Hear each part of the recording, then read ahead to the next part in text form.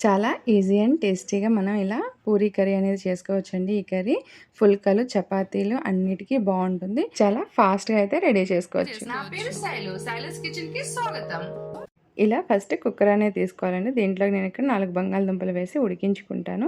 మీరు ఏ క్వాంటిటీలో చేసుకుంటారో దాని తగ్గట్టుగా బంగాళదుంపలు అనేది తీసుకోండి. నేను ఇక్కడ కొంచెమే చేసుకున్నాను కాబట్టి ఇలా 4 బంగాళదుంపలే ఉడకబెట్టుకున్నాను. ఆ పైన కుక్కర్‌లో వేసి ఇలా బంగాళదుంపలు అయితే ఉడికించుకొని తీసుకోవాలి. చూడండి ఈ విధంగా ఉడికితే సరిపోతాయండి.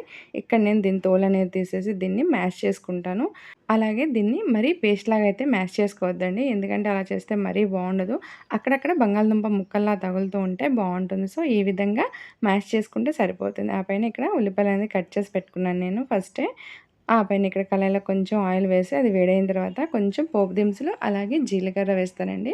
ఇది కొంచెం ఇలా ఫ్రై అయినాక దీంట్లోకి ఆనియన్స్ అండ్ పచ్చిమిర్చి వేసేసి అలాగే కొంచెం ఇలా కరివేపాకు అనేది వేసి దీన్ని మిక్స్ చేస్తూ కొంచెం సేపు అయితే ఫ్రై చేసుకుంటాను. ఇలా ఫ్రై అయిన తర్వాత దీంట్లోకి చిటికెడు పసుపండి అలాగే టేస్ట్ తగ్గట్టు సాల్ట్ వేసుకుంటాను. వేసుకొని మిక్స్ చేస్తూ కొంచెం ఫ్రై అయితే చేసుకుంటాను. చూడండి ఈ విధంగా కొంచెం ఫ్రై అయిన తర్వాత మనం ఫస్టే బంగాళదుంప ముక్కలు అనేది మ్యాష్ చేసి పెట్టుకున్నాం కదా! దాన్ని కూడా ఇక్కడ ఇలా వేసుకొని మిక్స్ చేసుకొని మసాలా మొత్తం ఇలా పూర్తిగా పట్టేయాలండి. కొంచెం సేపు అయితే ఇలాగే మిక్స్ చేస్తూ ఫ్రై చేసుకోవాలి.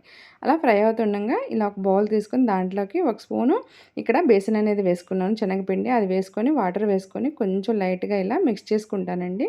మనం కర్రీ అనేది పలుచగా చేసుకోవాలి కాబట్టి కొంచెం వాటర్ ఎక్కువే పడతాయి. ఇలా మిక్స్ చేసి ఫస్టే మనం శనగపిండిని ఇలా కలిపించుకున్నాం కదా! ఆ వాటర్ అనేది ఇక్కడ వేసుకోవాలి. వేసుకొని ఇలా మిక్స్ చేసి పైనుంచి ఇంకొంచెం వాటర్ అయితే వేసుకోవాలి. ఇది ఉడికితే బాగా తిక్కగా వచ్చేస్తుంది. సో, ఫస్ట్ మనం కొంచెం పలుచగా చేసుకుంటే బావుంటుంది.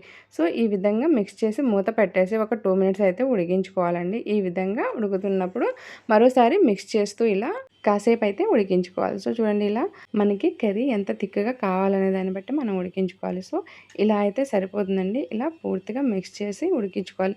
చూడండి ఈ థిక్‌నెస్ అయితే సరిపోతుంది. మనం దింపిన తర్వాత ఇంకొంచెం తిక్కగా అవుతుంది కదా! సో, దీంట్లో నేను కట్ చేసుకున్న కొత్తిమీర వేసుకున్నాను.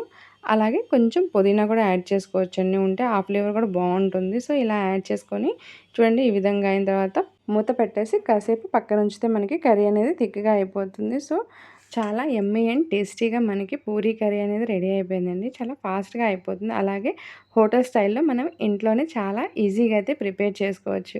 పూరీలోకి, చపాతీలోకి, పుల్కాల్లోకి అలాగే మనకి దోసల్లోకి కూడా బావుంటుంది. సో, చాలా యమ్మీగా, టేస్టీగా, క్విక్‌గా ఇంట్లోనే ఈ రెసిపీని నెక్స్ట్ టైం మీరు కూడా ట్రై చేయండి.